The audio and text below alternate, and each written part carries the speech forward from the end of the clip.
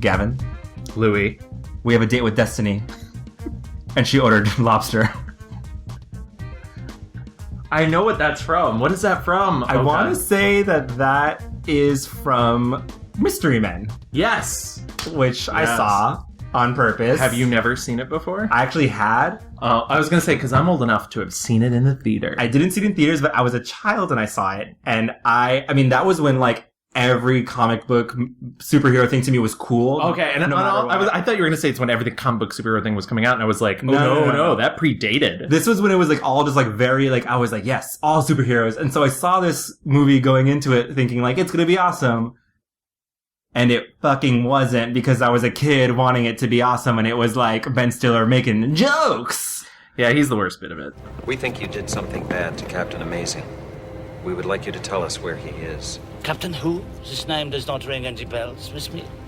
I don't like your tone, Frankenpuss. And do yourself a favor and don't punch my clock, because I'm a Pantera's box you do not want to open. It is Pandora. Please don't correct me. It sickens me. You guys never learn, do you? Anyway. Welcome to the Mixed Reviews. Hi, everyone. Hi, I'm Gavin. I'm Louie, and that was like a long setup for a joke that was meh. We're a film podcast in which we talk about things in the film industry. Sometimes as an actor, sometimes as a director, sometimes writer. And this time we're talking about super teams in film. Yes. And this is, I guess, pegged to that trash monster of a movie, Justice League. The opening of Justice League. Right. And it seems to be a smaller opening than anyone expected. Did you... Can we stop talking about openings, Gavin? First of all. It's because, as an audio-only podcast, they can't see the faces I'm making. Did you see Justice League? I did not, and I feel good about that, I'll be honest. I went on a date yesterday, and... bless his soul. I was like, listen, I need to go see Justice League. I'm so sorry. And I like that you're like, I need to. And I was like drinking at a bar after going to an exam at 7 p.m. And I was like, do I see Justice League? No. I'm fine. Another old fashioned, please. Thank you. So the movie's happening and he's like, do we know what those boxes are? I was like, no, we don't know. And like the entire movie's like dragging on. It finishes and we were leaving and like these kids, these precious children, they were like, wait. I do believe the children are our future. They are, yes. Correct. Other lyrics by Whitney Houston. Yes.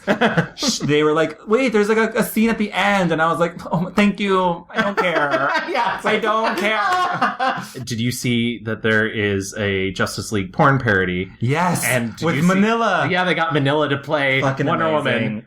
That's casting. I'll be honest, something bad happens to Gal Gadot. Cast Manila. Manila's perfect. Just put her in. Yeah. Manila Luzon. No one will know. We love you, girl. Keep going. Mm-hmm. You're making it.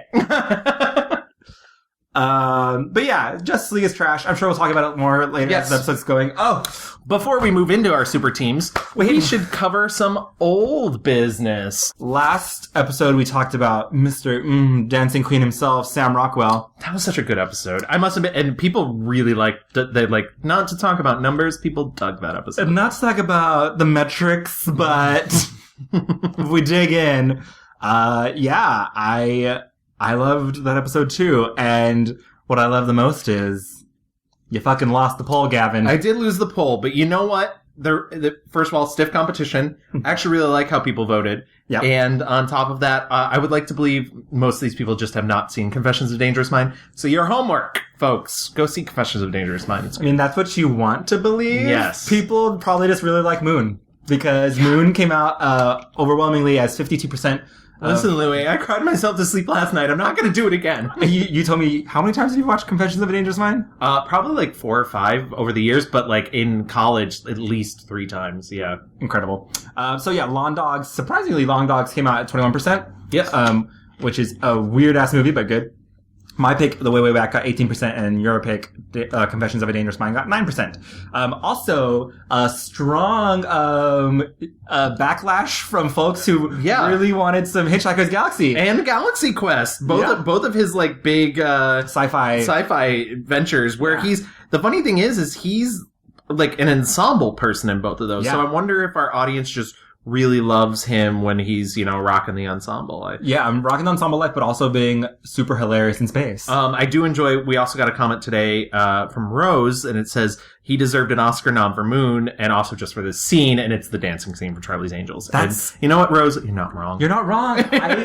I thought Moon would have gotten him a nomination, and I am very surprised he did not. Anyway, that was a fun episode. We love him. Yes. And also things of note, I was complaining about how we had to pick, if we were going to do a straight white guy, it was going to be Sam Rockwell. And now that I'm thinking about it, I chose this topic. Yeah.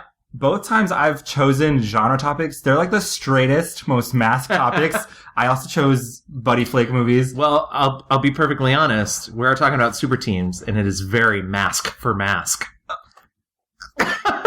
Oh no, he's throwing up. Oh, no. I was like, pause for laughter, pause for me slitting my wrists. Enough. I'm very proud of that one. I'm starting the Injustice League right now. I'm calling the police. But yeah, I don't know. This is like some self-hating shit where I'm like picking these like fucking straight topics. But you know what? I'm subverting the genre, finding what I like. Yes. So take that. Yes. So to get into our topic of super teams, I think we should move into our rewind. Yes. I did a little bit of research, and also I didn't watch a lot of movies just in the past 2 weeks because I've seen bunch of them. Right. You are also traveling. I'm traveling next week. Yeah. Sorry, these 2 weeks these 2 episodes might be a little lighter, but that's fine. But also, I mean, I've seen, growing up, a huge fan of all this stuff. We're both kind of comic book nerds. Yes. And so I filled in the blanks, though, with some of the things I hadn't watched. And going in, we come up with a topic, and we have 2 weeks to do all of this.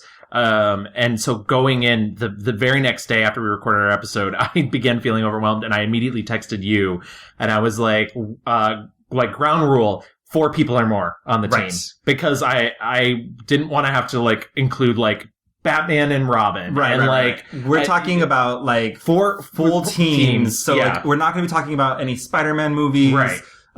Superman movies. Right.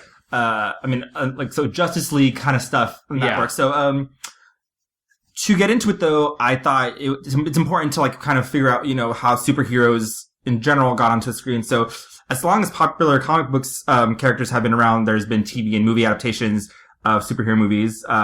No team movies were made, though, for a long while. And with the decline of Saturday serials and the comic book industry in the 30s was full of turmoil. Those shows and adaptations kind of went away in the following decades. And so it wasn't until Superman in 1978 that we see our first big budget, movie come out. And that was riding on the success of other sci-fi movies like Star Wars. Yes. So I wanted to ask you, though, because I have a big question mark. Is Masters of the Universe a superhero movie? I mean, technically, yeah. Masters of the Universe was created by a toy company. Right. The cartoon Masters of the Universe was created to sell toys by Mattel. And, so, yeah. I mean, I would fit in. There's a movie. Yeah. I put a question mark because it is a team movie as well, because part of the reason is they cast Dolph Lundgren, who is not very good, but they gave him a team of people that help him throughout the film. I didn't even think about that movie during the. I was trying to. This is why I'm glad I set some rules, because because that's a really good one. But I was thinking the G.I. Joe films are technically super team movies, because even though they're people, they're doing incredibly extraordinary things. Right. So, also a thing as I was going through, I was kind of shocked that Teenage Mutant Ninja Turtles is also one of the first team superhero movies that came out, and that was in 1990. I'd like to invite you all in, but I really don't have anything to offer you guys except for frozen pizza. Let's go for it! You said the magic word. You guys eat pizza? Doesn't everybody? Yeah, well, all right, Hey, did she say pizza? So you live in an antique store? Yep, pizza. above, actually. Also, a fun fact about Teenage Mutant Ninja Turtles, for a very long time, it was the highest grossing independent film of all time. Yeah. And most people don't realize that. And one of the things that unseated it was Iron Man. Because when Iron Man was made, Marvel was an independent studio. Love that. So yeah, I actually wrote that down. And just like a quick little fun fact, the turtle costumes were developed by Jim Henson's Creature Shop, and that was one of the last projects that Jim Henson worked on before he died. Yeah. In 1994, The Crow became the first independent comic superhero film that established a franchise. Not a team movie though, so we're not going to discuss that. Crow's untapped potential there. Power Rangers, the first movie came out in 1995. That was a very early adaptation of a team movie. And so I brought up The Crow though because this is like the beginning of a huge like wave of superhero movies that started coming out. So with The Crow's success, Spawn came out. And with all these darker things coming out and with like not super mainstream heroes, Men in Black comes out in 1997. And Men in Black was, so Marvel bought Malibu Comics. Right. And they put out... Which, by the way, Marvel, please bring back Malibu Comics. As a lifelong comic book fan, I really like that. I love Ultra Force. Quick aside. So it's because of Spawn and also Blade, I might add, in 1998. Or Men in Black in 1997, Spawn in 1997, Blade in 1998. And people were starting to realize, oh shit, these can be successful. And thinking about it, like, Spawn, Men in Black, and Blade were not like top tier, go to. And that's the thing that's interesting about them, because even if you go back to like 89, which was Burton's first Batman, he's a mainstream character. He had already had a TV show in the 60s, and like, admittedly, Burton changed the way people thought about him, but it wasn't like, clearly, The Crow works because Batman's laid the groundwork, but it's an independent thing and it's able to do something else. You also could put in The Mask in there, which is a sort of subversion of what it did. The Mask was a Dark Horse Comics character, and he was like homicidal and violent and gross. And I remember my dad bought me those comics after the movie, and it was like I couldn't bring them to school. Yeah, inappropriate. It's super inappropriate. After I saw Spawn, I was trying to look for it on like. We had like a trial version of HBO at the house. Yeah. And like I tried the cartoon. Animated vaginas everywhere. Literally. And I remember my parents had taken me to see Spawn in theaters or something. And so at home they're like, what are you watching? I was like, oh, don't worry, Mom and Dad. I saw this at theater already. And then I was like, this is not what I saw in the theater. It was so like gruesome and definitely graphic. I should not have been watching it as a kid.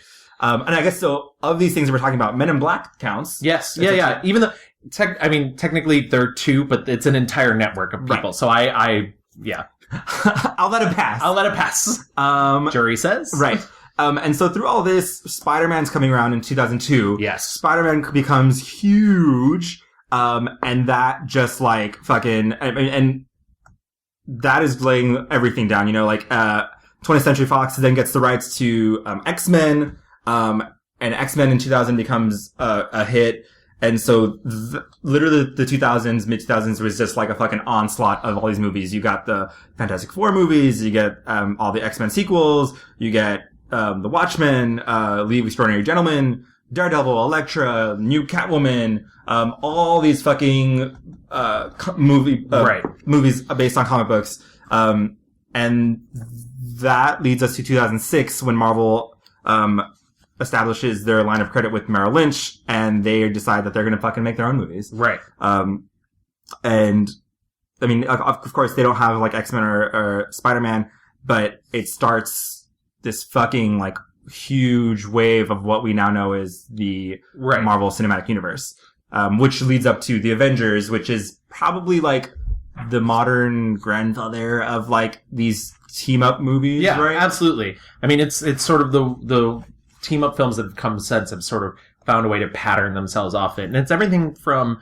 properties that were already established that had already had films. The new Teenage Mutant Ninja Turtles from 2014 couldn't exist without the Avengers, which is funny because they'd already existed. Yeah. Exactly. And I'm only talking about like these, like, so when you think about Iron Man movies, Thor movies, Captain America movies, Hulk movies, these were all laying the groundwork for the ultimate team up movies, in the Avengers. Then you get Guardians of the Galaxy, which is another like, team that Marvel said, let's fucking go for it. And it's funny because, what's interesting, I have a couple of reference books with me as well. And, what's interesting is Marvel, if you want to talk about like the comic book movies specifically, Marvel has always been ahead of DC by their one trump card, which is they have always been interested in a coherent universe. Yeah. Marvel under Stan Lee in the 1960s.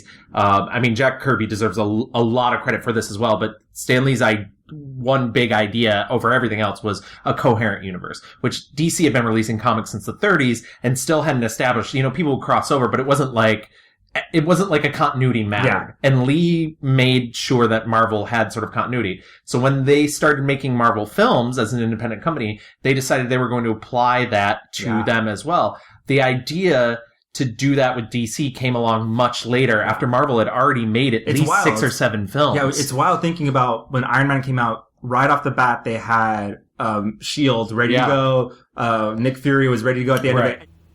You think you're the only superhero in the world? Mr. Stark, you become part of a bigger universe. You just don't know it yet. Who the hell are you? Nick Fury, director of S.H.I.E.L.D. I'm here to talk to you about the Avenger Initiative. In 2006, they were like, this is going to happen, all the way now to Captain America Civil War, which is a team-up movie with a shit ton of characters. Is it 7? It might be 7. Anyways, I digress. So, and then we get, DC trying to catch up with, Suicide Squad came out in 2016. Right. There was the Fantastic Four reboot, Avengers 2, which was, there was a Power Rangers reboot. Yes.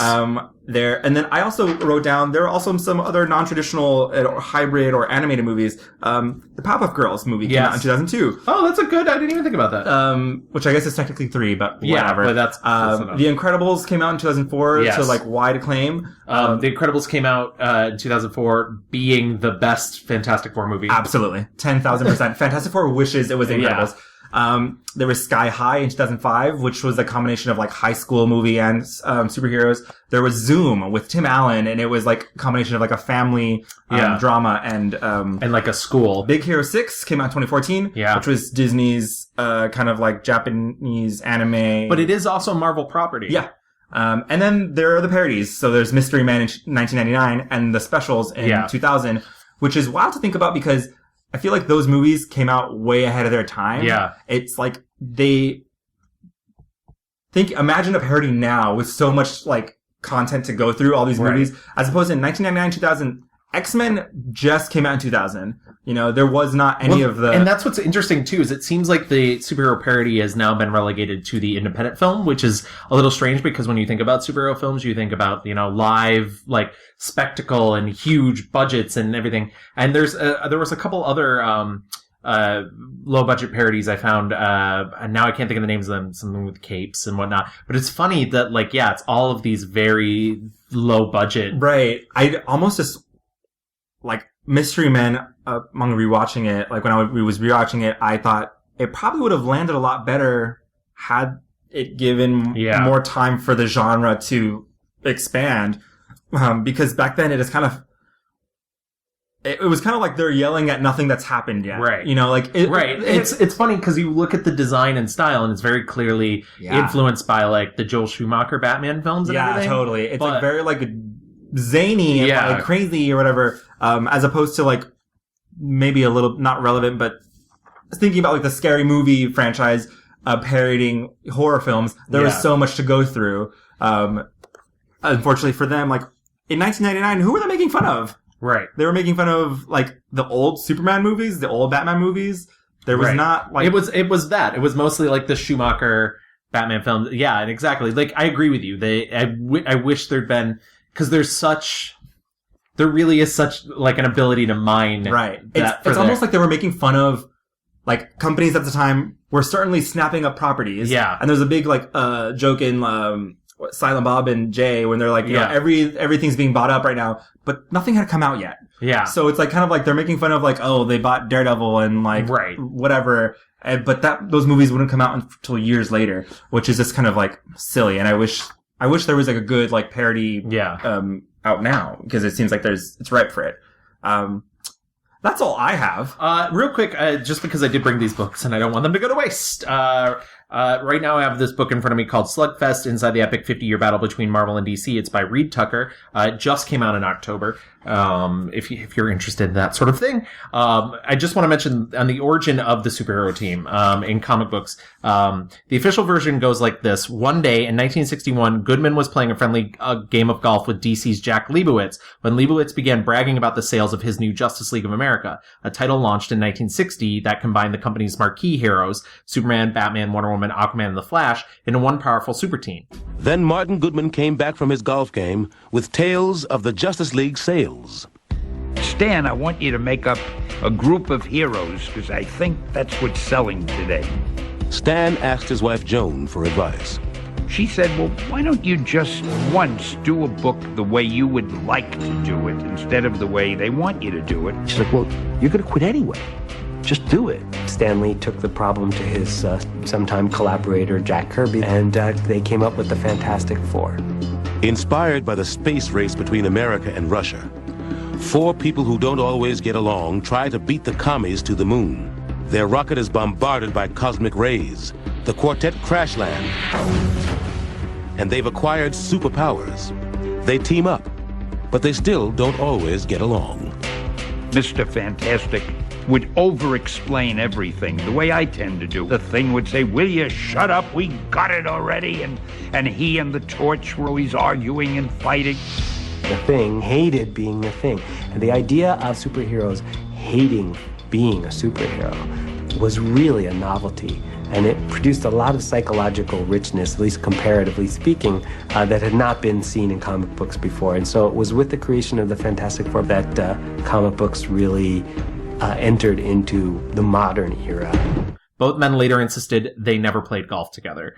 Another version finds Goodman's hitting the links with the head of his distributor, Independent News, still another circulated by the freelancers of the day, has the crafty Goodman learning the sales information from spies planted within Independent. Whatever the case, the outcome was the same. Goodman said, hey, maybe there's a market for superheroes. Why don't you bring out a team like the Justice League? We could call it the Righteous League or something, Stan Lee recalled in 1977. I worked for him and I had to do what he wanted, so I was willing to pull out a team of superheroes, but I figured I'll be damned if I was just going to copy DC. And it's funny, I have another book in front of me that talks about the creation of Fantastic Four, because really the first two were Justice League and Fantastic Four. And this is from the prologue of a book that came out in 2015 called Marvel Comics: The Untold Story by Sean Howe. It said, it took a few days of jotting down 1 million notes, Lee would remember years later, crossing them out, jotting down 1 million more times until we finally came up with 4 characters that I thought would work together as a team. I wrote an outline containing the basic description of the new characters and the somewhat offbeat storyline and gave it to my most trusted and dependable artist, the incredibly talented Jack Kirby. He took what Stan was doing, and Stan, it's not like Stan was made to change. Stan was still doing his monster stories, except that these monsters turned into heroes. And it worked. Who would have predicted it? I can't even imagine. Some people say that the initial plan was, okay, we'll revive Captain America and the Submariner and the Human Torch. Other people say Stan had a vision. Other people say Jack had a vision. It's a little difficult to sort through all these things. But at some point, Stan and Jack put together the first issue of the Fantastic Four. And it had certain elements in it of the strip Jack had just done for DC called The Challengers of the Unknown. It had certain elements of the 40s timely comics. They brought back the Human Torch. But it had a lot in it that nobody had done in comics before. It was a very fresh, new kind of comic. And it caught on. Somewhere along the line with the FF, Jack broke all the boundaries. You know, he just exploded. His imagination took off. What a vehicle the FF was for him, you know, and he created the FF, you know. And anybody who thinks otherwise doesn't understand Jack Kirby, because you think Stan Lee could have created the FF? No. Stan was the instigator, and frankly, if Jack had written it, it would have been a bust. Marvel was on its ass, literally, when I came around. They were practically hauling out furniture, Kirby said. They were beginning to move, and Stan Lee was sitting there crying. I told them how to hold everything, and I pledged that I would give them the kind of books that would up their sales and keep them in business. This much is certain. In the middle of 1961, Lee and Kirby threw together 25 pages of story and art attached to a crude logo, and thousands of copies of Fantastic Four #1 were shipped off to take their place on newsstand tables and spinner racks across the country, wedged between the latest issues of Millie the Model and Kid Colt Outlaw. And I just think that's really interesting that the creation of superhero teams was financially motivated from the beginning by DC. It was like, let's take all of our characters, put them together in a book, and it'll sell more.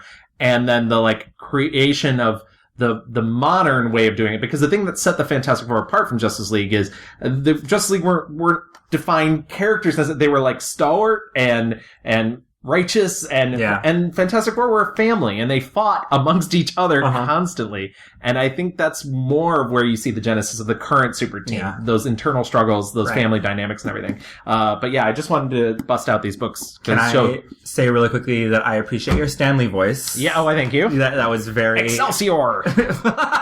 But anyways. That's like, you could be a voice actor for like, I don't know, a fighting game with Stan Lee and like Jack Kirby. I could be a voice actor in a small Pan-Pacific nation. Finish room, and then Stan Lee's like, Excelsior!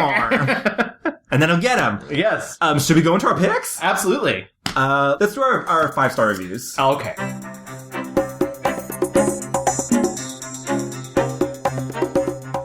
I kind of already knew what my pick was going to be, and I rewatched this movie, and I was like, yes, correct, yes. And this is the most basic answer, and I don't want you to judge me, and America, do not judge me, but my pick is Captain America Civil War. Really? Yeah. I'm shocked, and I am judging you, but anyways. From 2016, directed by the Russo brothers, and I remember this movie came out right after Batman vs. Superman. Yes. Which is... Or right before, around. Yeah. Maybe it was right after, yeah. I think it was after, because I saw Batman vs. Superman and thought it was the worst thing I'd ever seen in my life. And I saw this right after, and you know what, here's the thing. I saw Batman vs. Superman and I was trying to give it the benefit of the doubt. I was like, you know what? DC had a lot of work to do in this movie. They're trying, like, there's so much to do, and like, I guess, how could they make this movie good when they're trying to like lay all this groundwork? How could they? And then I fucking see Civil War, which has like 80,000 characters in it, and cut to me crying while fucking Iron Man and Captain America are beating the shit out of each other. I'm emotional. I was like, holy shit. Not only did this movie like do all like the fighting or whatever, it introduced a new fucking Spider-Man. Like, true. And not in a like, oh, whoops, there he is. Like a small little way. It was like, here's fucking Tony Stark walking over to Queens and like having a whole scene talking to him out of costume and then having him fight in that big airport battle. And I was like, that was completely satisfying. And it's so rare now when you're going to movies and like, especially these comic book nerdy things where it's like, oh, well, they say they're going to have X character come out or make a cameo or whatever. Those are rarely satisfying. Seeing Spider-Man in this was actually really, I was like, oh, this kid is actually really good. And I'm not sad that Andrew Garfield is gone now, you know? Yeah. Anyway, Civil War is based on a really popular, famous storyline in the comic book world, and it's essentially about there's layers to it. There's the politics of who is in charge of the Avengers, you know, and what happens when shit goes awry and people are injured. And Tony Stark is feeling guilty about, you know, the people that died in Sokovia in Avengers 2. And Captain America has gone on a mission, and Scarlet Witch, her powers have gone awry, and they didn't see a bomb, and lots of people died, including people from Wakanda. And so it's an international incident. And so in the comic books, it's almost purely political. It's kind of always like unmasked or not. The movie takes it onto a lot of different levels where it's... The movie has a much harder time like establishing that, I find, because in the Marvel Cinematic Universe, secret identities don't really matter. Right.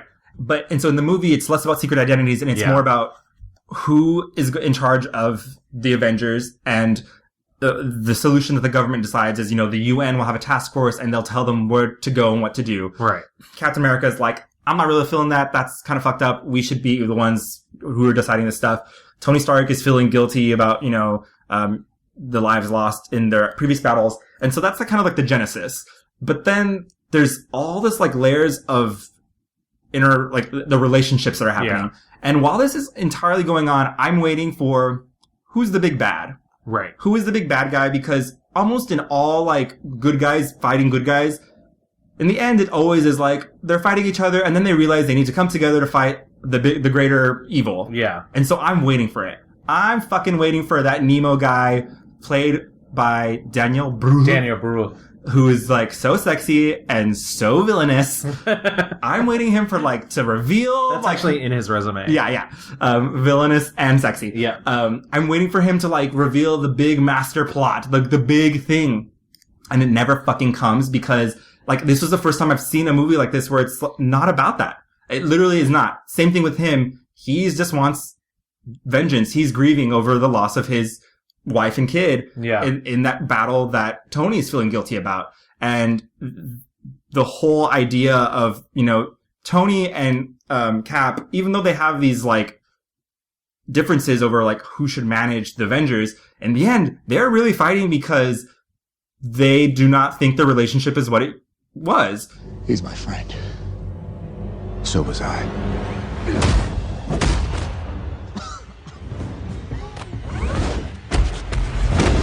Stay down. Final warning. I could do this all day. Spoiler alert, sorry about it. Winter Soldier is revealed to have killed Tony's parents. Yeah. And so Captain America is like, it wasn't him, he was brainwashed. And Iron Man's like, wait, you fucking knew about this? Right. And he's like, sorry about it. I thought it was gonna, like, you know, and so that... To me, that's the weirdest twist in the movie, is that Captain America knew about it. He was trying to spare him, whatever. Yeah. I could not believe. I was like, holy shit, that's what we're fighting about? Like, and it was such an emotional, like, sucker punch, because I thought it was gonna be like, you know what, guys, we're here to, like, do the one good thing to, like, save the world. And it works on a couple levels also because the thing that's been established over the course of many, many films is Tony Stark is ego-driven, regardless of if he thinks he's right, if he thinks he's wrong. Like, he does things because they impact himself. And, like, part of his being a superhero is ego. Yeah. You know, that Captain America's superheroics are selfless. Yeah. And so his concept of saving Tony that pain, he thinks he's doing the right thing by being a better friend and keeping that from him, because he knows in the long run that will only damage Tony and also protect his friend, you know, Bucky from what would happen, because he also knows how easily Tony Stark's ego is fed. It's such a, like, I mean, it's like such a corny, sappy, and I don't give a fuck. This was not Batman vs Superman, like, Martha. Like, part of that is, and I do kind of want to question this, part of that is, I think the Martha thing is very stupid, don't worry, and I've, to this day, not seen the full thing of Batman vs. Superman, and I don't care if I ever do, I'll be honest. Which sucks, because I've actually seen every Batman film opening night. Wow. And that was the first one I was like, no. Thank you. But keep me pure. Yeah, exactly. But would you feel the way that you feel for those characters had Tony Stark not been set up over 4 films already, and Captain America hadn't already, or 5 films, and Captain America hadn't already been set up over 4 films? Because that's probably the weakest thing about Marvel movies, is they've gotten to a point where they barely stand on their own. You need to have the homework done. Yeah. Yeah, I mean, it's hard for me to be unbiased because not only have I seen other movies, right? But and I'm with you. Right. Like, I'm a fan. Right. We've read the comic books and we know about it. Yeah, I don't know. There are also other things happening though. It's between Natasha, Scarlett Johansson's character, Black Widow, she does a double cross also. And she has a great scene with Tony when he's like, oh, I guess you're always a fucking, like, secret agent, and that's just who you're always gonna be. And she's like, bitch, he wasn't gonna stop. Like, and he thinks what he's doing is right, and it's fine. And so there's all this actual real internal conflict, as opposed to, you know, like, I don't like the way that you deliver your justice. You know, like, in the end, of course they all want to do good and save lives, and there's no debating that. It's, and really the debate about, like, who governs that is so secondary to this other thing where it's just like, this is my friend, I need to help him out, and I'm sorry that that fucks you up. Right. There's also the Black Panther part of it where he is also seeking vengeance for the death of his father. He's also a first time introduced character as well, and I actually do think they handle him pretty well. I just could not believe. After I watched Civil War, I was like, oh. That's how you do, like, there's Ant-Man in this movie. Right. There is, like, they bring in Hawkeye in this movie. I notoriously, but... the people do know. Yeah, in my circles, I don't like the movie. I think Ant-Man's a bad movie. Yeah. But I thought he was used really well in this film. I mean, they bring back Hawkeye for that little second. There's even enough time and space for Peggy Carter to die. Yeah. And Sharon to be in it. Yeah, I don't know if that's necessarily handled the best, but I'll give it to you. But all I'm saying is it was the same amount of time as Batman vs Superman. Yeah. There was 10 more characters involved, and I never was like, I'm bored. What time is it? And this is just me, and I know I've met other critics who have the same issue. I actually like Civil War as well, so this is not a knock on it because I don't mind. I love serialized television. And that sounds like an insult, but I think the serialization of the Marvel Universe really puts off some critics because they feel that, like, it gets to a point where it becomes inaccessible to the casual viewer. Sure. Which is a little weird because most critics are not casual viewers anyways. Right. So it's kind of funny that it's like, you haven't seen like the past 10 movies. Yeah, exactly. So it always strikes me a little hollow when they complain about that, but at the same time, I mean, I do understand it becomes like I saw the new Thor, which is also a teen movie, weirdly enough, and it's great, but it leaned so heavy into the continuity with its mythos. with its prior films, and not just its prior films, but the other prior films. Doctor Strange movies. That I was like, wow, if you just walked into this movie, you'd be really confused, but I also enjoyed it. So hey, and I think also at like just the sugar candy level, seeing like these 10 powerhouse people like walk up on each other, and then seeing Ant-Man for the first time grow super large. And it's funny because in a way it strikes a similar chord that I'm sure it was striking in audiences in the 1940s when you had like Frankenstein meets the Wolfman or House of Dracula. You know, these films in which you bring together these powerhouse characters that people kind of want to see interact with each other. It just very much felt like the last thing I'll say about it just very much felt like, holy shit, the payoff was worth it. Like, I have invested in all these movies, and seeing them all here and realize, and their best versions of, like, that we've seen yet, I was like, yes, this was worth the wait. I was torn between two, but I think I'm going to pick the latter now but I did want to mention mine was going to be the first Avengers film, because I think that really depthly handles, the interactions between characters. It gives them all great moments each, and it doesn't, because each film has only had, except for Iron Man, has only had one film before it, it doesn't rely so heavily on the continuity that's come before in the other films. Most of that stuff comes from Loki, but you kind of get the idea Loki's a bad dude anyways. Right. You don't need a lot to go into Avengers and appreciate it. I will say, the opening sequence of Avengers, though, is awful. It's a terrible way to begin a movie. But I think the strongest to date film that's really handled that sort of multiple character super team is X-Men 2. Love the concept. X-Men United, the dumbest title. X2, X-Men United. Yeah. Right. And it's probably the best film Bryan Singer's directed. And let me tell you, I'm not a Bryan Singer fan. In fact, if you were to tell me that X-Men Apocalypse was directed 90% by second unit directors, I'd be like, yeah, sure, I believe it. Yeah, right. Yeah. No style? Cool. But X2, the thing that it does is it really doubles down on character work. You really get to experience a lot of the sort of inner turmoil of what it's like to be a mutant.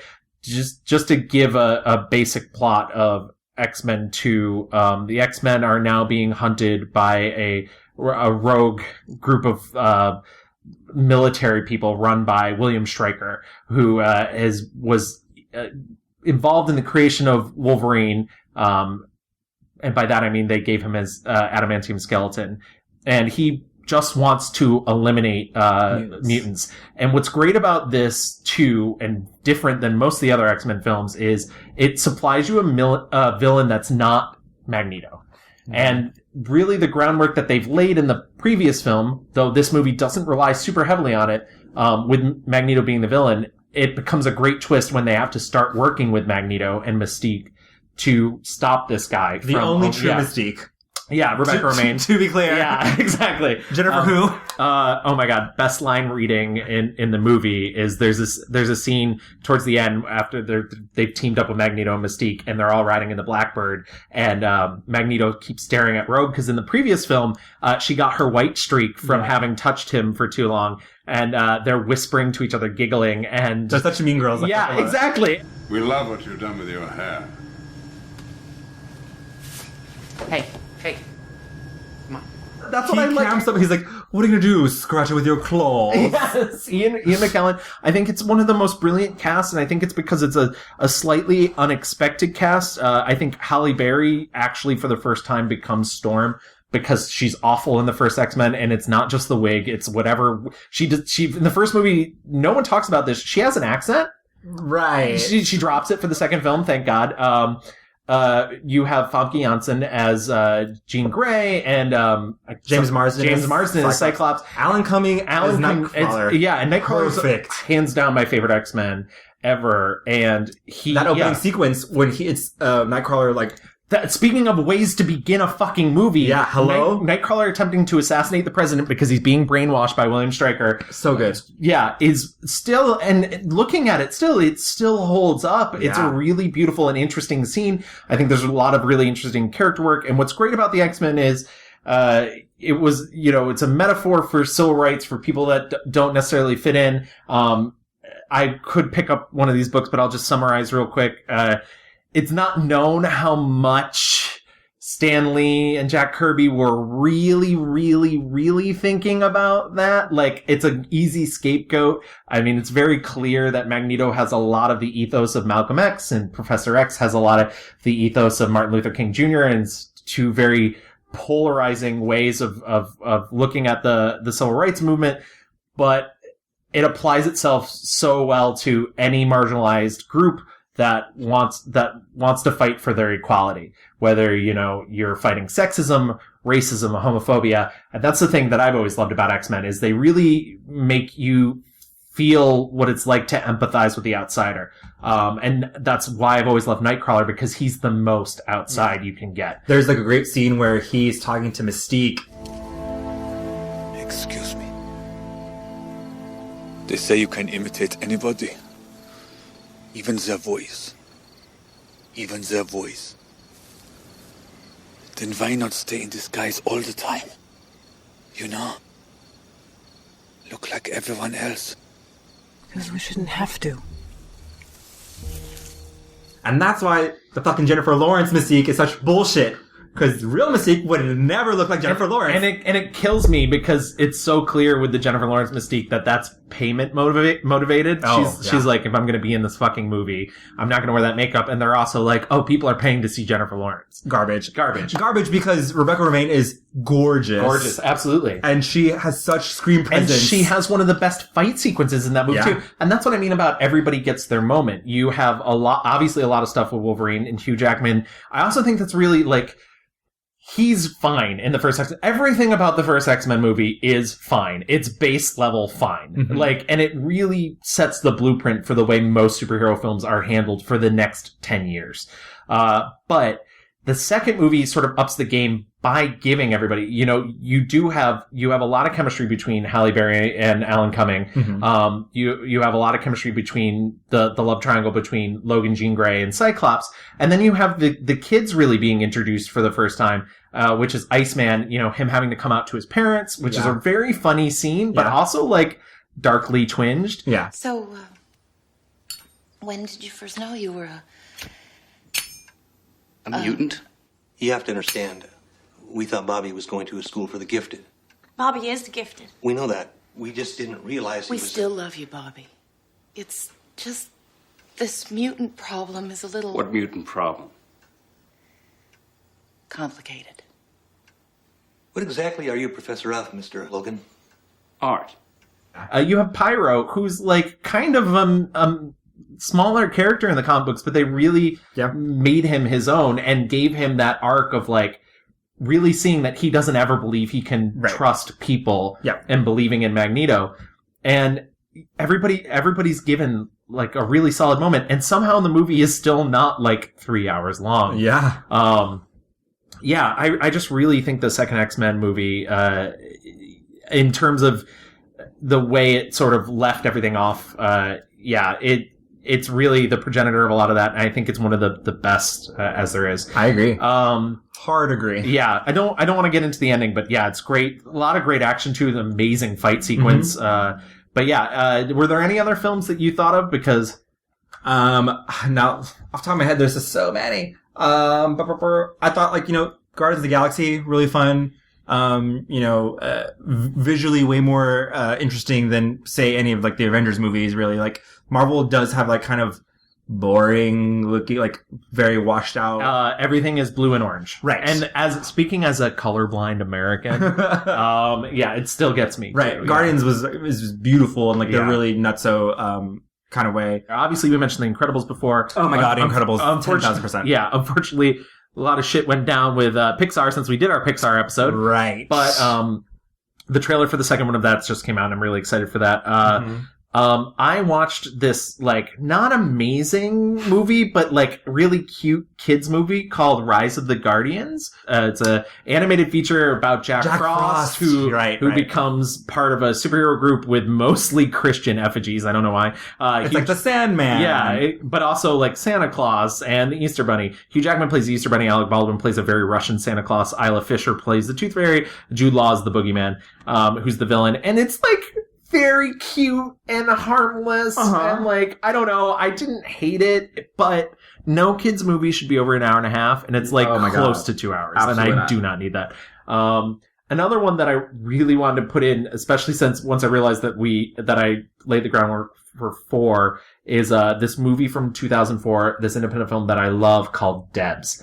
I don't know if you've ever... Yes, Debs! Debs has the most adorable lesbian love. I should explain. Debs is like a parody of Charlie's Angels in a way. It's 4 plaid-skirted schoolgirls who are groomed by a secret government agency to become the newest members of an elite international defense group, Debs.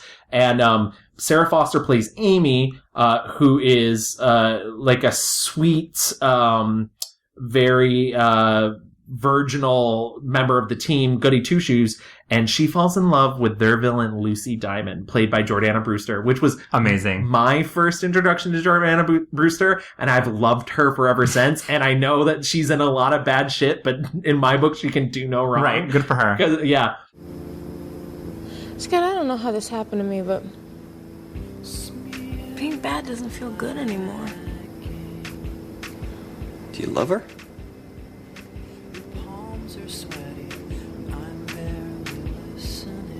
You're willing to give up all this? Life of crime, the whole 9 yards?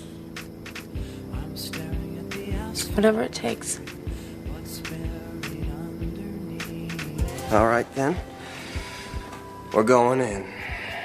What? We got to get her back. And it was written and directed by Angela Robinson, and there's not going to be a lot of female directors or writers on this list, so I did want to point it out. It's really great. it's very independent, as I mentioned, but please give it a shot. It's kind of great. Debs, I love that. Yeah, Angela Robinson, by the way, if you've heard her name recently, it's because she just directed Professor Marston and the Wonder Woman, which is cool. Yeah. Which is about the creation of Wonder Woman. So, how do you feel about Watchmen? It's fun. I don't love it. I never want to recommend watching a longer Zack Snyder film. Right. But I will say I feel the longer cut of it, which is out on DVD and Blu-ray, is probably better. It gives more room to breathe. One of my problems with Zack Snyder has always been he's not a director who's interested in character in any way, shape, or form. And the longer version actually does give some room to the characters. There's a lot of really stupid ridiculousness in it. The fucking scene that's set to Hallelujah is like laugh out loud in the theater. Everybody was laughing when I saw it. But yeah, it's a very okay adaptation of Watchmen. Yeah, so I had not read it before I watched the movie. I have since read the graphic novel. I thought it was visually very interesting and engaging. Seeing, is it Billy Crudup? Yes. And even though as I've said, I don't think Zack Snyder's that interested in character work or acting, I think Billy Crudup and Rorschach Can't think of his Mm-hmm. name. They both deserve a lot of credit for doing a lot with their roles and being really powerful presences in kind of a mediocre film. Yeah. On the other hand, I think Malin Ackerman, who I really like and has done a lot of things post this that I really like, is trash in the movie. Sylvia Spector, is that her name right? Yeah. And I think Patrick Wilson is also trash in the movie, and I don't think either of them. It's hard because like they're both super fucking hot. Yes, and I think, and I think Zack Snyder just wanted them to be hot and like really exploits them for their hotness. But if they could have replaced Patrick Wilson with Jordana Brewster and had Malin Ackerman and Jordana Brewster kiss, is that my fantasy? Am I revealing too much? All I care about is we got to see Billy Crudup's Blue Wang. Yeah, and he's like that's like CG though. That's probably not Billy Crudup's actual one. It probably is, so fuck off. Anyway, let's move on to our one-star reviews. My pick is 2003's The League of Extraordinary Gentlemen. Yeah, it's really bad. It is beyond bad. Yeah. The movie, so The League of Extraordinary Gentlemen, I have not read a lick of this comic book, so I did not know anything about it. When I originally watched it as a kid, I was in high school maybe? I was like drawn in and like really excited to watch it because in my like mediocre teen brain, it was like, oh, you've got like Invisible Man, a vampire, Mina Harker from Dracula. Right. It's just like all these like Sawyer from America. It's all these like lore characters coming together to like be a team. Upon rewatching it, it is beyond pedestrian and garbage, and I don't know. There once a time the source material is great, and like it's like modern Alan Moore, which is not always the best, but like modern. But this is really like his bag, and he really gets into the whole like Victorian, like really connecting everything and making it make sense. And like it's dark and it's brooding and it's really interestingly drawn. And I suddenly can't think of the name of the artist, but like he deserves as much credit as Alan Moore. This was a time when Sean Connery and oh god, what's his name? It's escaping me. Shane West, whose character is not in the book. By the way, good, yeah. But also like you could tell it was almost like Kevin O'Neill. Sorry, is the artist on. I hate when people don't credit the artist as well. This is a time when Shane West was a draw, for like teens because he's like dreamy or whatever, and you could just tell that the studio was like, we need like a younger person to help sell this movie, and they were like, here, this, and he's Sawyer, so like, oh, American mythos, whatever. And this was like Sean Connery's last movie before he went into retirement. This movie caused him to go into retirement. And you know what? He fucking passed on The Matrix because he thought that it wasn't going to be, because he was going to play Morpheus. You fucking idiot. And Sean then Connery. he did this movie. You fucking idiot.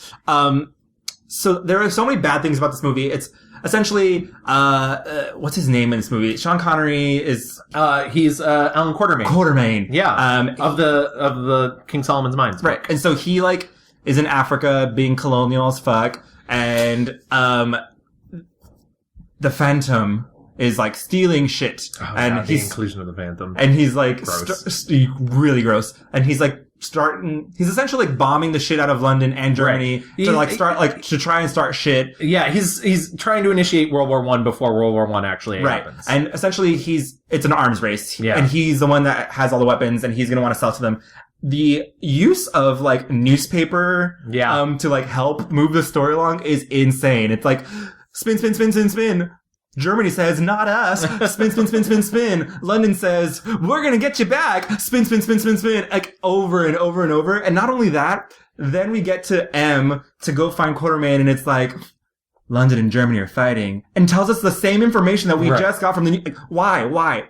This movie holds your hand for every fucking step of the way. There's so much stupid shit about it too. Like the Invisible Man in the graphic novel is the Invisible Man. This one is not from H.G. Wells. Yeah, because they couldn't get the rights to the name. It's an Invisible Man. Yeah. And they changed the name to like Skinner. Also, I was just really uncomfortable with the army of like colonial Indian men who do everything and get mowed down. Yeah. You know, they're It's weird. I will say this. This is one of the very first portrayals of Captain Nemo as actually Indian, even though he is in the book, and yet years and years people have just like white people playing him. I'm more offended by, there are lines like, bon voyage. The line,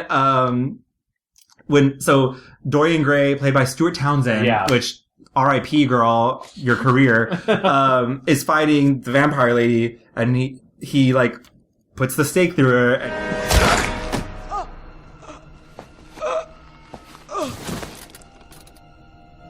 I hoped I'd get to nail you one more time. I didn't think it'd be literally. And I was like, screaming. I could not, like, the amount of, like, misogyny in this movie. Yeah. They make an Invisible Man character touch her ass. I was like, are you fucking real? This movie's beyond bad. It's so. Can I tell you one simple fact that actually deserves probably like an, oh, honey. Oh, honey. Sure. I saw this movie twice in the theaters. Twice! On purpose. Yeah. I had other friends who wanted to go, and I can't say no. Right. You're sad. But yeah, it's real bad. It's bottom of the barrel. Real bad. I'm done. Okay. Your turn. My turn? Yes. I'm gonna go broad here. I'm giving it to every single Fantastic Four movie that has ever been made. That's 4 movies. Right, that's 4 movies. So I'll do this as quick as possible. I'm not going to get into plot specifics of any of them, even though 3 of them have the same plot. There was a Fantastic Four movie made in 1994. It was produced by famed film producer Roger Corman, who is known for making films very cheap and on the fast. And his name is on it. He didn't direct it, though.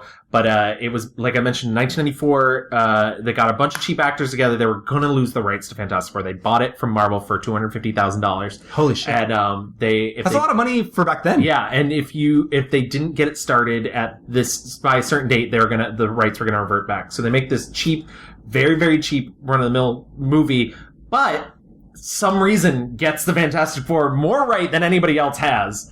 Really? But it's still bad. Yeah. They really captured what was, I mean, it's really weird. I've seen this movie. I saw it. The 1994 one? Yeah, I saw me it too. yesterday. There's a documentary coming out, and I can't wait, or has come out, and I've not seen it. You can find it on YouTube. The actual film. Yeah. And it's wild because, like, Mr. Fantastic, to, like, escape, puts his foot underneath this, like, entrapment device, and, like, just kicks open the thing, and I was like, what? But the plot of all Fantastic Four movies is they're 4 people. They're caught by a cosmic storm. It gives them powers. There's Reed Richards, who can stretch. He's Mr. Fantastic. The Invisible Woman, Sue Richards. She can turn invisible. She can turn other things invisible, and she basically has telekinesis. There's the Human Torch, Johnny Storm, who's Sue's brother. And he can burst into flame and fly. And then there's Ben Grimm, the Thing, who is cursed to look like an orange rock monster. And I'll give the 1994 version this. I'm still amazed. I mean, you can kind of see where the zipper is, but that costume is still kind of amazing for a movie that's made when really he was talking, I was like, did they just put like a black piece of like something? So like his mouth hole is just like black and it's like, mark, mark, mark. It's also the only movie though that where they show him while he's the Thing to revert back to normal. Yeah. And then back into the Thing. Yeah. Which is not a thing that happens. Which is not a real thing. Yeah. What kind of a thing have I turned into? Dan? Reed? What have you done? What have you done?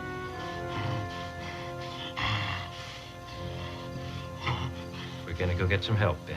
So that happens. And it's not released. It's not released. Exactly. Anywhere. Yeah. Not direct to video, not in theaters, nothing. Fun fact about it, too. Mark Ruffalo, as an early struggling actor, auditioned for Dr. Doom. Oh my God. Yeah. He would have been great. He would. I mean, he's great in general.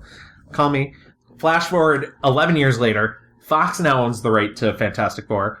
They're going through meeting after meeting with many, many different directors. And my favorite pitch was actually the director of Ant-Man, who also directed Bring It On, Reed...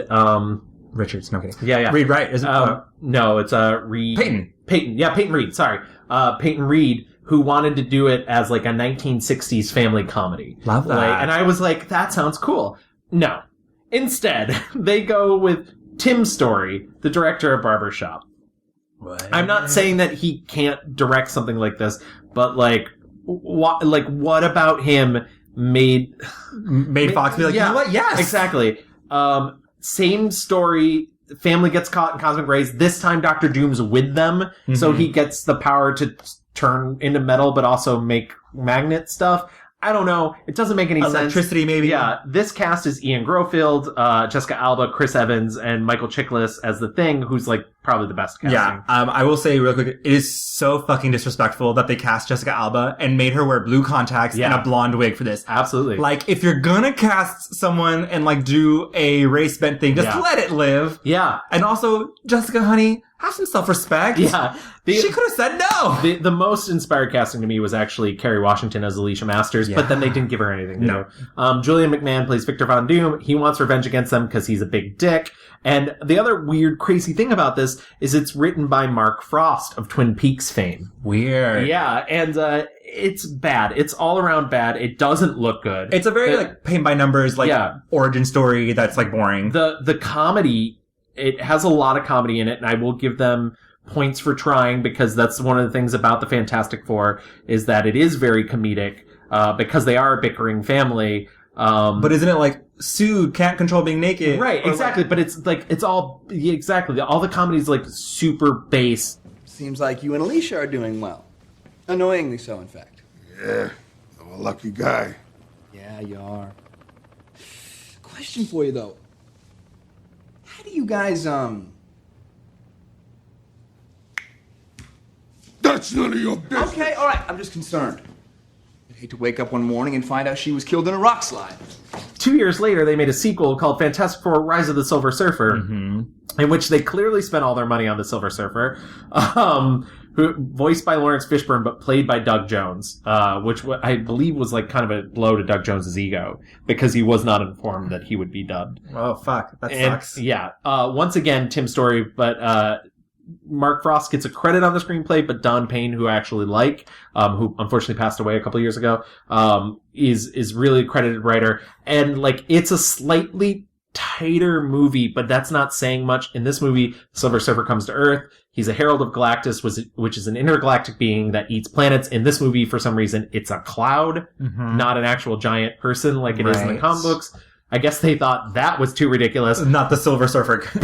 But let's throw in a scene in which Reed dances. I can't remember that, and I feel good about it. If you're making a superhero movie, don't make your characters dance. They're not Sam Rockwell. Yeah, exactly. Just do that for me. And it's a movie that looks all right, mostly because of the Silver Surfer again. The comedy is still really, really fucking basement level. So then finally, 10 years later, we get 2015's Fantastic Four, which I saw at a drive-in theater because at that point that it came out, everybody knew it was a disaster. Yeah, it was like that production was like it was everyone knew it was a mess. Everyone knew this movie was like millions of reshoots, people wearing wigs and shit to like come back. So in this version of the film, you have Miles Teller, who is, in my opinion, just the most punchable face. Yeah, most punchable face and a personality suck. Like, he just takes everyone down with him.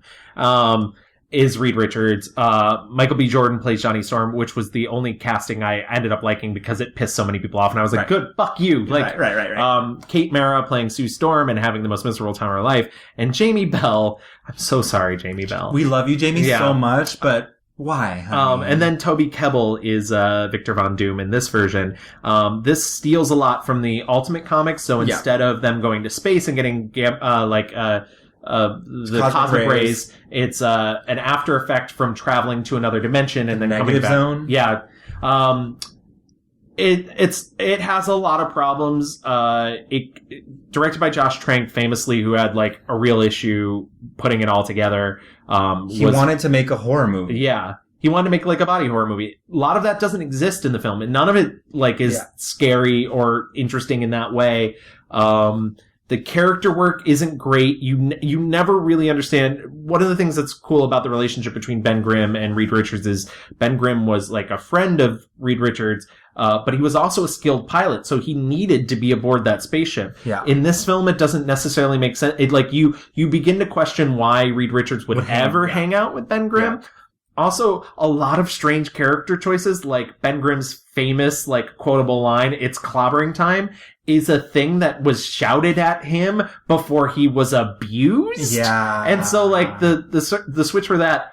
Also, it's interesting when you watch this film because they get their powers and then it flashes ahead. Yeah, months later. And it's very clear that the months later is almost all reshoots. And a very easy way to point out the reshoots is Kate Mara is clearly wearing a wig in all of her reshoots. And it's like, you done fucked up that lace front. Yeah. I feel really bad. I mean, it almost feels like they were like, okay, guys, we're going to do a darker, grittier Christopher Nolan version of Fantastic Four. And I don't know, I get the body of horror kind of thing. Like, yeah, it probably would be fucking scary if you like came back from a universe and your like limbs were like all wobbly and shit. Hey. They're gonna send me on a project. Like Ben? We should use these powers to do something. They're not powers. They're aggressively abnormal physical conditions that we're gonna fix. Can you All right. turn that off? And what if they can't? What if it takes more time to get it right? We could be talking years.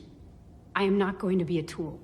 It just never like delivers on the promise of it. And that probably was like Josh Trank had an idea and a vision and the studio was like, but we're not gonna do that. Sorry. Yeah, it's just a mess. And I think the Fantastic Four should be one of the easiest superhero teams to put together. And once again, mentioned The Incredibles before.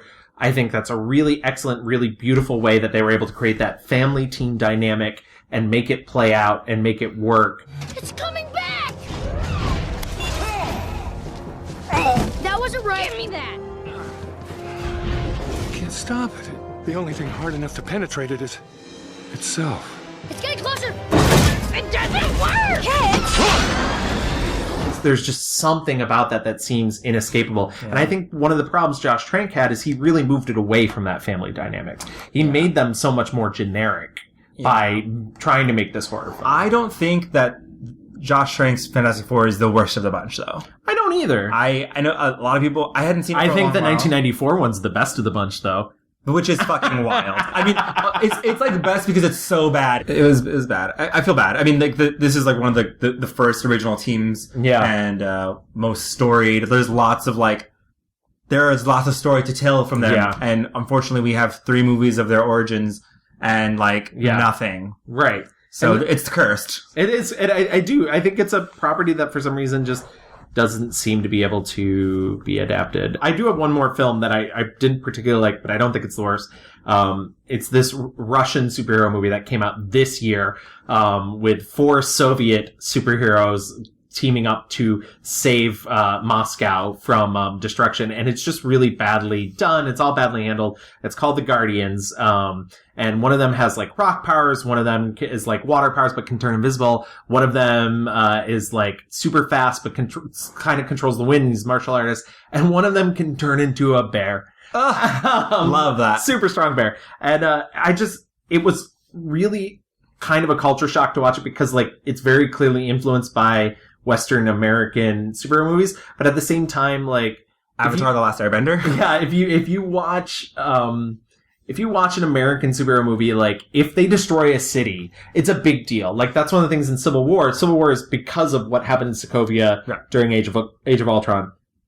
In The Guardians, in the end, like they're trying to stop the villain from destroying Moscow and taking over the world. He succeeds in destroying Moscow as they beat him. And then, like, there's, like, a montage of, like, news stuff, and then Moscow's just rebuilt, and nobody's, like, talking about it. And it just felt to me like a very Russian, it's like, we've done this before. It's fine. Yeah, this is our history. It's fine. We're fine. And that was such a culture shock to me. I was like, what? But yeah. You're like, sure, Jan. Yeah, exactly. But yeah, let's move into our fast forward. So Justice League just came out. Yes. And it's garbage. Yeah. Unfortunately. They tried, and I will say for that movie, could you tell the obvious reshoots? Because that's I've heard a lot of people say that. It's weird because I was on mustache duty. I was just like looking for the mustache. So Henry Cavill had to come back to do reshoots. He had grown this mustache for Mission Impossible 6. Yeah. And so literally every time I saw him on screen, I was like, that does look a little weird. His upper lip looks a little weird. I don't know. I think the movie, Ezra Miller has a lot to do, unfortunately. I like him a lot, but like, it's kind of like they pulled him aside and said, hey, everything you do, just make it like funny and weird and be like kooky. And it's just like so uneven. I will say, Aquaman is cool. Mara was cool. Seeing Amber Heard. And they have a movie coming out, I guess, soon, which is cool. Cyborg was just like the Eeyore of the group, and also I mean, he looks bad just from the trailers. I mean, it's weird. At the end of the movie, they kind of like, glug, glug, glug, glug, and he has like now like an actual chest. Oh, and so good. like he like, whatever. Gal Gadot's great. Ben Affleck is the most uncomfortable Batman I've ever seen in my life. Henry Cavill is the most gorgeous human being I've ever seen in my life. So yeah, I mean, it was nice, like, when they all line up on top of whatever. Yeah. I'm like, oh, they do look good. I can see, Warner Bros. Being like, yes, this looks like an Avengers team. Or, Justice League team. And not that we really do too much TV here, but the first 3 episodes of The Runaways, which is, Marvel's new Hulu show, which is weird because they have such a big contract with Netflix, dropped this week. We both watched it. I don't want to speak for you. I found it to be a little slow, and I'm not loving it in comparison to the comic books at the moment. But we are only 3 episodes in. Yeah, I love the comic books. Yeah, like this may be one of my favorite comic books I've ever read. It's a little slow, but the characters, like the kids themselves, are engaging enough. Yeah, and I like the actors playing the kids. I really like Gert a lot. Mm-hmm. I'm excited to see where they go with it, but also I'm worried about the languid pace and just like getting to it. And also, I don't give a shit about the parents. The parents are really like, I don't want to see them. Yeah. I don't care if one of them is Spike from Buffy. I really don't. No. Before we move into just talking about other stuff, but superhero teams, I do want to give a shout out. Famous superhero movie hater Dan Wahlberg was kind enough to supply me of a list of films that neither of us could find, unfortunately. Okay. But like, I do want to point out superhero movies, superhero teams are not a new thing for any, other nations outside of the US as well. To Samson and the Mighty Challenge from 1964, which is actually a Hercules movie from Italy. Cool. Is a team up movie. I did want to point out Conan the Destroyer from 1984, which is the second Conan movie starring Arnold Schwarzenegger, in which he ends up teaming up with Wilt Chamberlain and Grace Jones and Mako. Like, excuse me? Yeah, it's a nuts movie. It's not good. It's but Wilt isn't good. Yeah, I know, shocking. And then like there's just this run of Filipino superhero movies. Oh, I love that. And and I wish I could find any of them. There's a very popular one from 1995 called Batang X. It's a group of 5 children with superhuman potential kidnapped by Dr. Axis, an alien stranded on Earth with her spaceship. She needs her powers in order to steal material, in order to get back off the planet. There's a TV sequel that just started airing a couple of years ago over there. There's a Super Neope from 2006. 6 childhood friends discover their parents are legendary Super Neope, the most powerful superheroes in the land, but the parents are taken hostage. The 6 have to form together to save them. Okay. There's Super Juan Tutri, which I believe is actually a comedy, but also from the Philippines, filmed in Tagalog. It's from 85. So like I said, these are not necessarily new things. Totally. And then one that I really wanted to find is a South Korean film called, and I'm going to butcher this, so please be kind to me, Sam Jung-seong, which is an alien scientist escapes from his planet and finds his way to Earth. However, he is followed by evil Joanna and her gang on Earth. And it's a team movie. And if anybody can find any of these movies, please, point me in the direction of them. That reminds me, I guess we didn't mention if there's a Sailor Moon movie, Voltron, stuff.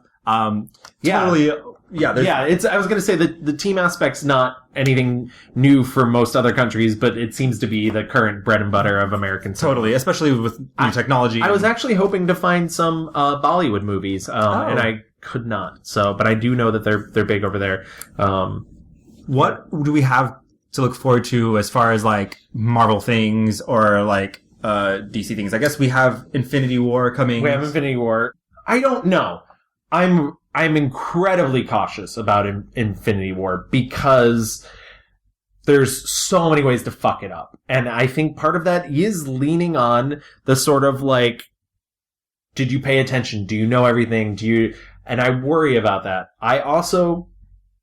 I think they're okay directors. I don't think the Russo directors are like amazing directors. And that worries me because this is a big fucking movie. To quote Joe Biden, it's a big fucking deal. It will be bigger than Civil War, but I think they handled Civil War. I do. Very well. I don't think Civil War is the best looking film, but I think they handled it well. Right. But I think I will say Marvel maybe has now, Guardians of the Galaxy 2 looked amazing. It was really lush. And that was partially because what's his face, the director, really pushed them. James Gunn really pushed them to start using new cameras and new lighting techniques in a way that they had been forcing everybody to do all along, and him being like, no, let's try something different. Yeah. And I think, especially after seeing Thor 3, with Taika Waititi, who also really injected a lot of color and a lot of Jack Kirby into it. Right. Yeah. It looked like a comic. Yeah. And so I'm hoping all these things are coming together. And for me, mostly Marvel movies are getting better and better. Yeah. Like, I'm sure we'll suffer like a really bad movie once in a while. Like, they can't all be fucking great, and that's fine. I think them splitting the movie up into 2 parts is smart. Yes. And so for now, I'm optimistic. I think all the parts are in place. But I think what excites me the most is that this very much feels like the natural end to this big world that they've created. And so, like, Robert Downey Jr. is like 55 years old now. Yeah. And he, like, thank you so much for all your service. Yeah. Like, it's time for rest. I think Chris Evans is fucking done being Captain America. Yeah. I think he was done after the second movie, but like, and I think I'm okay with that. Yeah. I'm they will finish all this shit up, and then they're gonna have to recast, and that's the thing. And I'm not even thinking about recasting. I'm thinking about like, all right, let's bring in some more fucking Black Panther people and like other people that can like usher in this new age of like Avengers and shit. Yeah. I don't really need to see Captain America anymore. I don't need to see Iron Man anymore. And like, it'd be fun once in a while to have him pop in and say hi. I was gonna say, that's never gonna happen though. I mean, in your wildest dreams, yes, but like, maybe, I don't know. Because as we mentioned at the top of the show, superhero teams were created to generate money. Right. Marvel's not gonna like stop wanting to make money, but like, they're like, okay. I would love that. Marvel's like, we've decided to not make more money. Bye. But like, they made Ant-Man, and there's a new Ant-Man movie coming out, and Black Panther, and so there's all these like other, they're not like wanting for characters. Right. And so I think Doctor Strange has just appeared on our radar. I'll be honest, if we're moving in an era in which we have these big team up movies, I don't want to go to movies where I don't care about that. Yeah. And I want, like, need that. And that's one of the things that I love about X2. And as I mentioned before, you care about all of them. Yeah. Yeah. I just really hope, like, if we're moving towards this, more character work, I forgot one, a movie that I love. And just real quick, right before the end, if it counts as a super team, Monster Squad. Not because of the kids as a super team, but an evil team. So Monster Squad is filmed in the 1980s, in which basically the Universal Studios Monsters goes after a group of kids. It's like Dracula wants to destroy the world, and he gets himself a gill man, he gets himself a werewolf, he gets himself a mummy, he brings Frankenstein's monster back to life, and he's gonna ruin everything. But Frankenstein's monster turns on him. And it's so fucking good. It was originally written as the sequel to Goonies. And they decided not to go, they were like, we don't really want to go a supernatural route. It's one of my favorite October movies. So yeah, you should watch Monster Squad. That will be on my list. Yeah, it's so good. Famous quotes: Wolfman's got nards. Nards? Nards. I don't know that. Kick him in the nose! Kick him in the nose! He doesn't have nards! Do it! Wolfman's got nards! Come on! Well, how can we top that? Yeah. How can we top nards? I don't think we can. So yeah, that has been this issue. That has been this episode of the Mixed Reviews. If you want to find us online, if you want to correct us or tell us we're doing an amazing job or just get in on the conversation, you can find us at the Mixed Reviews at twitter.com. On Facebook, we're the Mixed Reviews. And you can also email us at reviewsmixed@gmail.com. And we're like everywhere. You can find us on iTunes, SoundCloud, Stitcher Radio, Google Play Music. And if you are listening to us on iTunes, please feel free to drop by the store and rate and review us, because it helps other people find our lovely voices. You can just also leave a comment how sexy we sound. Yeah. Because we have voices for... Thanks, Mom. But that's not weird. But yeah, we're going to go away for 2 weeks. We're going to decide on another topic. We'll be back mid-December, and I will come back from my first European trip. Oh my god. I've never been. I'm really jealous. Yeah. All right, bye guys. Bye. I'm living in that 21st century, doing something mean to it. Do it better than anybody you ever seen. Do it. Scream from the haters, got a nice ring to it. I guess every superhero need his theme